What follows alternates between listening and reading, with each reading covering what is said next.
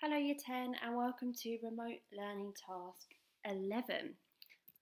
So before I continue, I would just like to draw your attention to the fact that, as always, there is a support document available on Go for Schools, but you might want to open that now if you need a little bit more support with your note taking. There are some exercises on there like fill in the gaps, so you can do that as you go through the PowerPoint. Obviously only use this if you feel that you need that extra support, but the tasks are still broken down on here as well. So just to recap from Remote Learning Task 10, because there wasn't a video for this one. Last lesson you should have learnt how Hitler and the Nazis controlled and influenced German attitudes. Now in Nazi Germany, censorship and propaganda were used to control and influence attitudes. And I've seen from the work that's been submitted that you have made sure you've defined both of those terms in your notes. Goebbels, head of the Ministry of People's Enlightenment and Propaganda, was the coordinator for the censorship and propaganda in Nazi Germany.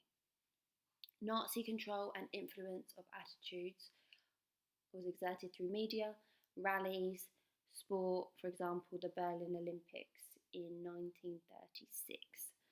The Nazis also exerted control over the arts, including art, architecture, literature and film. There was a high level of support amongst German people for Hitler and the Nazis. As you know from previous remote learning tasks, the Nazi Party had won 38% of votes in July 1932 in a general election. We looked at that when Hitler became Chancellor. For the rest of the 1930s, amongst most Germans, there was a high level of conformity or acceptance of Hitler and the Nazi policies. Now, conformity, that is conforming to, complying, following the rules or the expectations of Hitler and the Nazi policies, not going against them. One reason, as I mentioned, was censorship and propaganda. Goebbels banned criticism of the Nazis and used media to spread positive messages about them, ensuring that Hitler and the Nazis remained popular in Germany. Another reason was also the success of the Nazis. For example, during the 1930s, Hitler reduced unemployment and achieved several successes in foreign policy. Therefore, there was support for the regime. As a result, conformity and support for Hitler was very strong. And that is captured here by a speech from ex-Prime Minister David Lloyd George speaking to the British press in 1937. So he says, "Whatever one may think of his methods, there can be no doubt that he has achieved a marvellous transformation in the spirit of the people and in their social and economic outlook. As to his popularity, especially among the youth of Germany, there can be no manner of doubt." So that basically means there is no doubt that the youth support him. The old trust him, the young idolise him. It is not the admiration accorded to a popular leader, it is the worship of a national hero who has saved his country from utter despondency and degradation. So what is David Lloyd George arguing about Hitler's popularity? So David Lloyd George argues that Hitler was worshipped as a national hero with undoubtable popularity. How far was this true though? Was Hitler supported by all of the German population?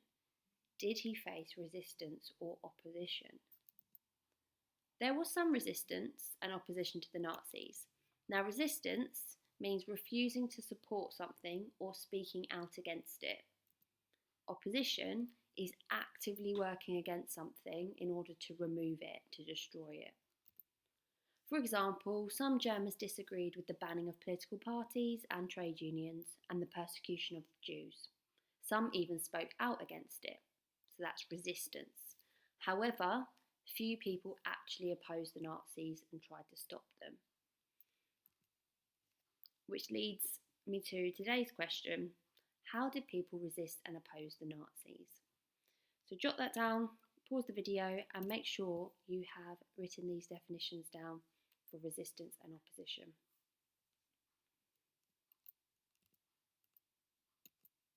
So it's hard to know actually how much opposition there was to Hitler and the Nazis, and there are various reasons for this. So organised opposition in the form of political parties or trade unions had been banned by the Nazis. Unofficial opposition was very risky. When we looked at the Gestapo, the SS, the concentration camps in Remote Learning Task 9, you saw the consequences if you were to go against Hitler or the Nazis. So criticism of Hitler was reported to the Gestapo by informers, and those reported would be punished. And perhaps it's actually just remarkable that there was any resistance and opposition to the Nazis at all. But there was, despite the fact it was so risky. So for your first task, I would like you to write this quote: religious opposition to the Nazis was limited. So that means that the opposition from the churches, the priests, etc. was limited. There wasn't much of it. It wasn't powerful. How far do you agree? Now you're going to use the next slides to guide you, but to just organise your thoughts and your notes, I'd like you to just quickly jot down a tea table. Religious opposition to the Nazis was limited. Religious opposition to the Nazis was not limited. And I'm going to talk through the next slides. Feel free to go back to this table, pause the video to take notes where you need to. So opposition from churches. Now you know from Remote Learning Task 9 that Hitler tried to control religion. The Pastors' Emergency League was set up in 1933 by a group of Protestant pastors, and they opposed two key aspects of Nazi treatment of Protestant churches. They disagreed with the Reich Church, which was the joining of regional churches into one national German Christian church, and they also didn't like the fact that Nazis were stopping Jews from becoming Christians, and they were opposed to the ban on the Jewish Old Testament from Christian teaching. So that's just some context for you. You don't need to write this down. I'm just reminding you of the situation with the churches. Now, Pastors' Emergency League set up something called the Confessing Church. This meant, in effect, that there were two Protestant churches in Germany. One was the Reich Church, which was the accepted church of the Nazis because it accepted Nazi control. The other was the Confessing Church, which opposed it. About 2,000 Protestant pastors remained in the Reich Church, but about 6,000 joined the Confessing Church. So that's a lot of pastors resisting the Reich Church there. Some pastors even spoke out against the Nazis, and about 800 were arrested and sent to concentration camps. So there was, obviously, it was seen to be a risk by the Nazis, by Hitler and the Nazis, to the fact that they had to throw them into concentration camps. So when you're thinking about was opposition limited or not, well, if they're arresting them, they obviously think they're a threat. Catholic opposition. So some Catholic priests also spoke out against Nazi ideas and policies. 400 Catholic priests were eventually imprisoned in the priest block at Dachau concentration camp. So pause the video, think about what points you're going to summarise and put in the tea table. Limits of church opposition. Many church leaders did voice opposition to the Nazis, but it was limited. Opposition to the Nazis amongst ordinary Christians was also limited. There were big attendances at church services in defiance of the Nazis. So that is going to go in the column where it says religious opposition was not limited. As is this. Some Germans even publicly applauded church leaders who opposed the Nazis. There are examples of a refusal to conform, so follow the Nazi rules or expectations, a kind of resistance. But there were few Christians who were brave enough to actually directly oppose the Nazis openly. Now, the curious case of Martin Niemöller. We've met him already in Remote Learning Task 9. During World War I, Martin Niemöller had been a German U-boat commander. He trained as a pastor in 1920 and later became a key opponent of the Nazis, so someone that was a key voice against the Nazis. But he wasn't completely against them. In the 1920s, Niemöller opposed the Weimar Republic. He thought that Germany needed a strong leader. So because of that, he voted for the Nazis in 1924 and 1933. and he also welcomed Hitler as Chancellor. However, as you recall from Remote Learning Task 9, he was opposed to Nazi interference in the Protestant Church, hence the founding of the Pastors' Emergency League and the Confessing Church. Niemöller also opposed the Nazi ban on Jews becoming Christians, although he did not oppose other restrictions on Jews which the Nazis imposed in the 1930s. So it's a bit of a mixed bag there.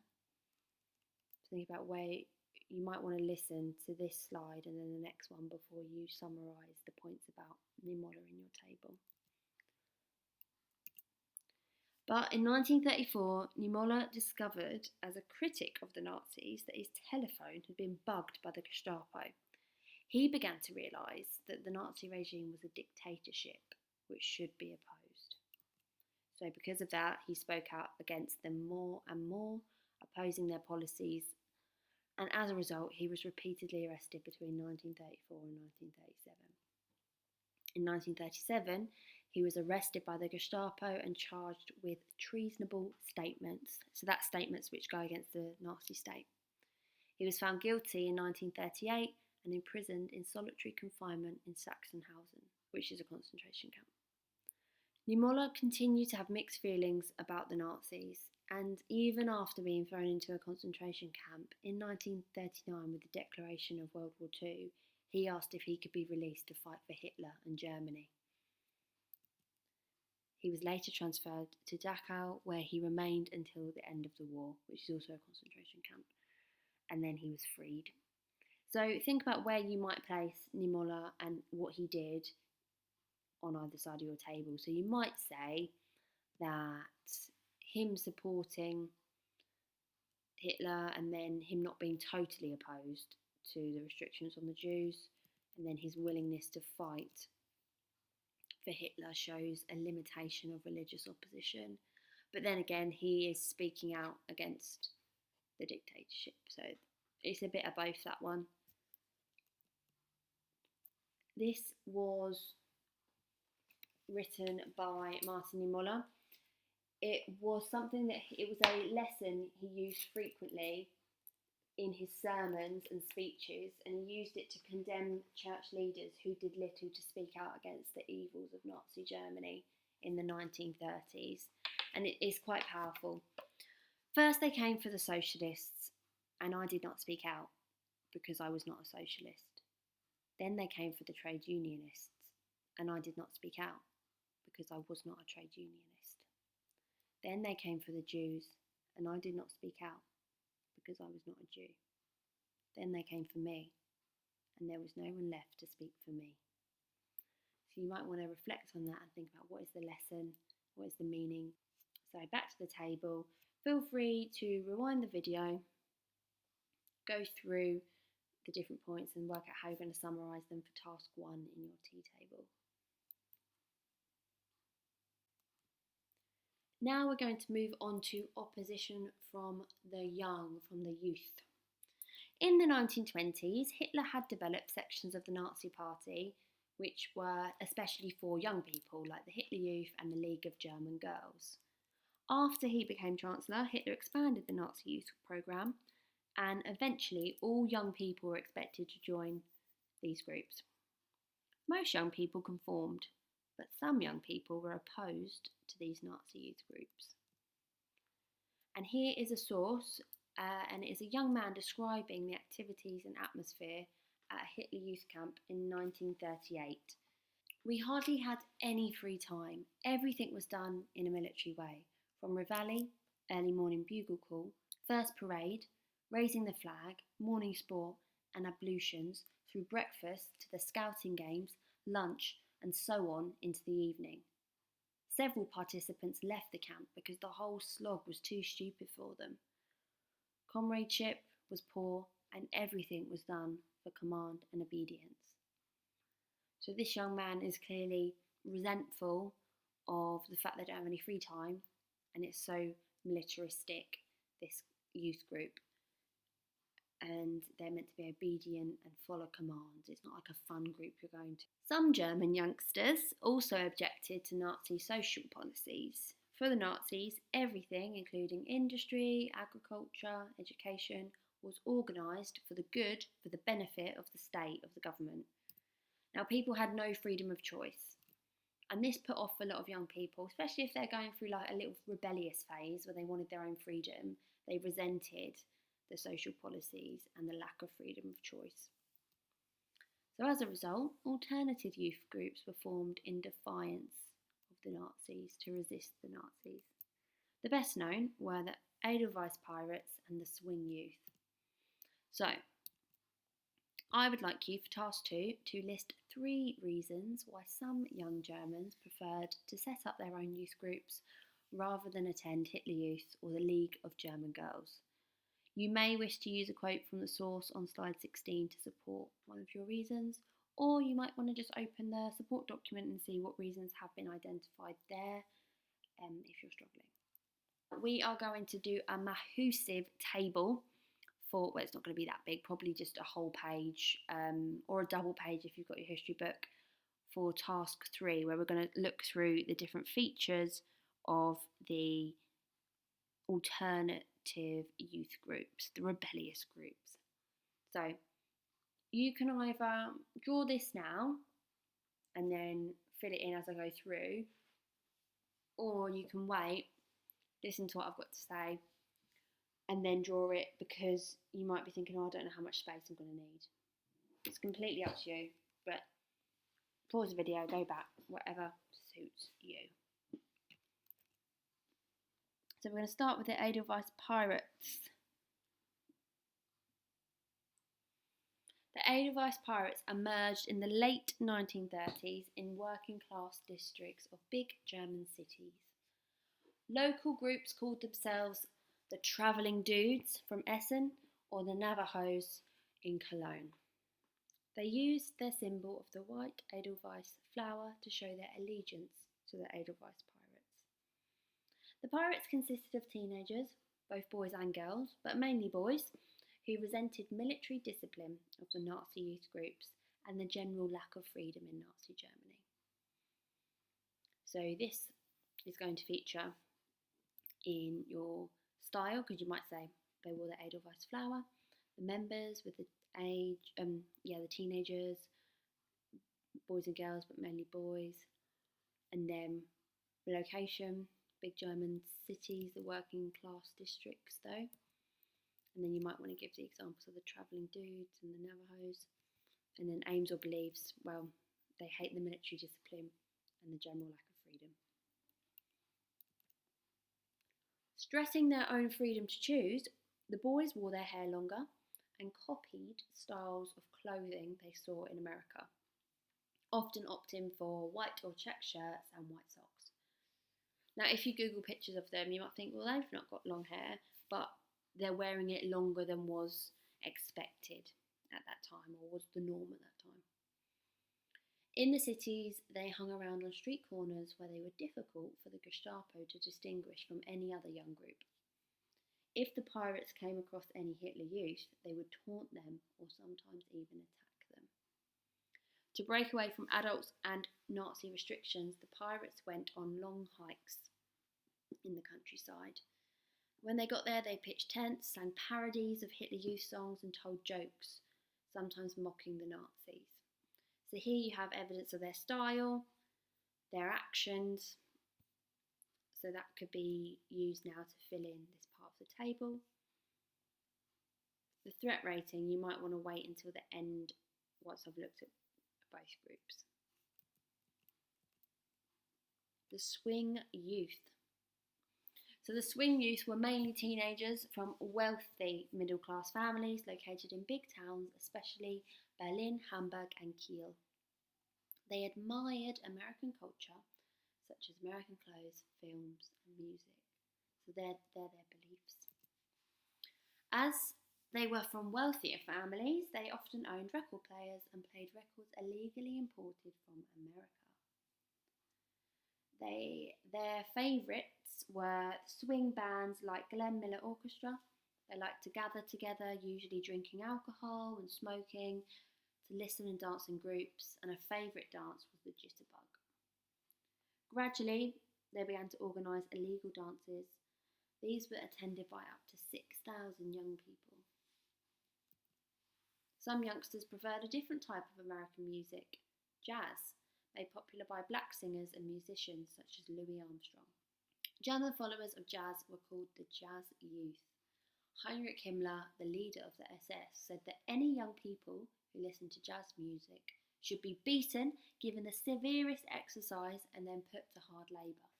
You now can go back to pause to fill in this table.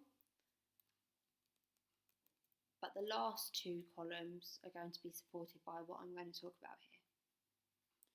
Up to 1939, the opposition of the Edelweiss pirates and the swing youth to the Nazis was limited. And there are three reasons for this. Their actions were limited. The pirates and the swing youth resisted Nazi expectations, but apart from occasionally participating in some graffiti, telling anti-Nazi jokes, and attacking members of the Hitler Youth, they did little to actually oppose the Nazis to destroy them.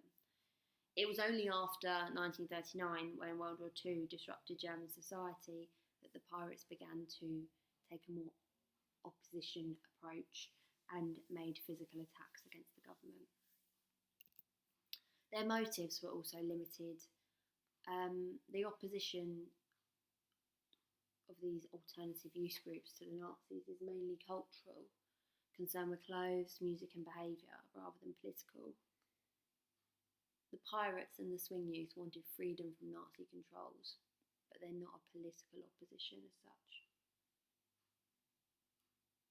Their numbers were limited too. By 1939, membership of the Edelweiss pirates was about 2,000, so you can put that in your members section of your table. Whereas membership of the Hitler Youth by that date was about 8 million. The existence of these alternative youth groups shows that a minority of German youth remained unconvinced by Nazi expectations and were opposed enough to defy those expectations. But it cannot be said that the Edelweiss pirates or swing youth were typical of German youth, and they certainly were not the kind of opposition that posed any real threat to Hitler's Germany. So that is going to feature in your last column of your table.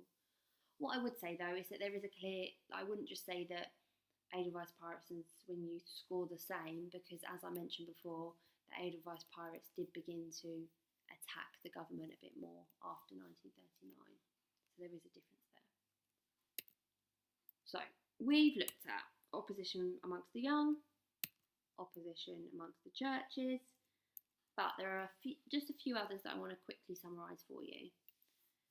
And you can take notes on this should you wish, just to add to your overall answer, or you can just listen and use it when you answer the lesson question. Secret trade union opposition. The KPD, Communist Party, continued to encourage workers to oppose the Nazis, and sometimes the workers would do this by staying off work when they were part of big Nazi building projects, or sabotaging machinery in order to indirectly, covertly oppose the Nazis. Secret army opposition. Some army officers opposed the Nazis. General Ludwig Beck was Chief of Staff of the German army.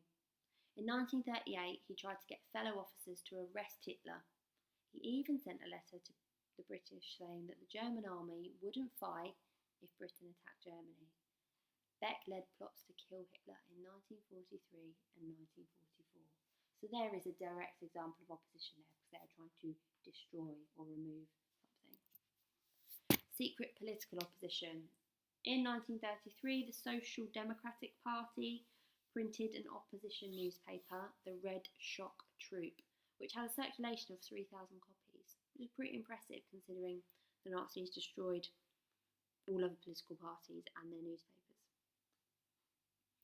The organisers were arrested and sent to concentration camps, but that didn't stop the SPD leaders from setting up SOPAID, which was the SPD abroad, to campaign against the Nazis. Okay, Year 10, for your last task, I would like you to answer the lesson question. How did people resist and oppose the Nazis? You need to write a short summary in response to this question. You can draw examples from the churches, from the youth groups, or secret political opposition, army opposition, and trade union opposition. We've gone into the opposition from the young and the churches in a bit more depth, so I would suggest you definitely use those examples and maybe litter a couple of these throughout. So you may wish to use this structure. The German people resisted and opposed the Nazis by. This might be where you draw upon your definition of what resistance is and what opposition is, and then give examples which you will explain in depth as to why that is an example of resistance or why that is an example of opposition. And then to take your answer even further, I'd like you to say, however, this was limited because. So explain perhaps why opposition or why resistance from the youth groups wasn't strong opposition.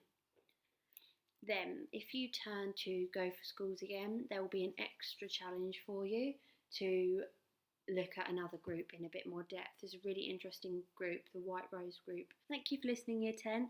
Good luck with this week's remote learning task, and don't forget to submit your work on Microsoft Teams.